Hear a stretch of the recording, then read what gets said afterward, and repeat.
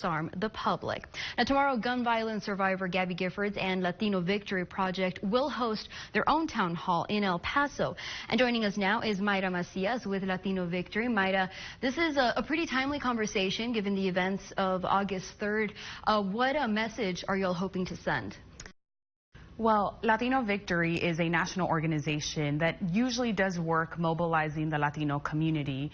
But given that El Paso is 80% Latino, we couldn't sit on the sidelines and not support a city that has done so much to empower our community. And so we partnered up with Congresswoman Gabby Giffords, who is a survivor of a massive gun shooting.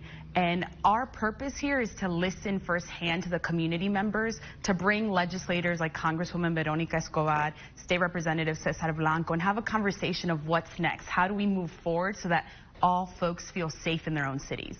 Is this something that you all have done before in other cities? No, so this is rather unprecedented for us. A lot of our work usually tends to focus on candidates and mobilizing voters.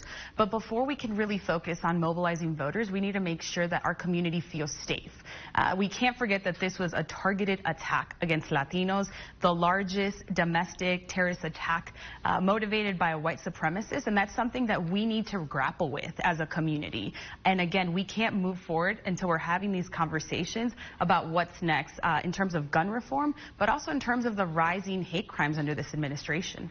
Has this organization seen a rise in fear in Latinos when it comes to gun violence? Definitely. I think that the issue and the tragedy here in El Paso extends beyond El Paso because folks all over the country feel that collective trauma. People don't feel safe going to their schools, their grocery stores, their places of worship. And again, this is something that we need to have a conversation, a frank and honest conversation with our legislators, with community leaders to push to D.C. to get something done.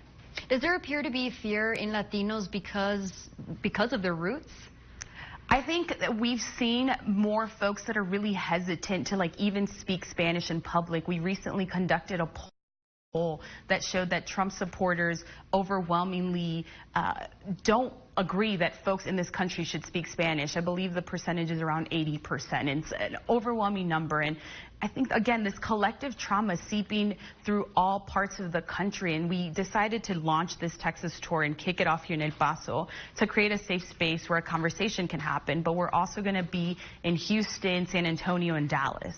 All right, so this is happening Thursday, August 22nd, 6 p.m. to 8 p.m. at the Union Cinema at UTEP. Doors will open at 5:30. And Mayra, you were telling me there is a way to RSVP for this event in advance. So in order to RSVP, folks need to visit our Facebook or Twitter page, Latino Victory US, and they can register for free online. All right, and we're expecting a couple state representatives who will be at the town hall. Yes, so Congresswoman Gabby Giffords is going to open up the program. Again, she's a survivor of gun violence.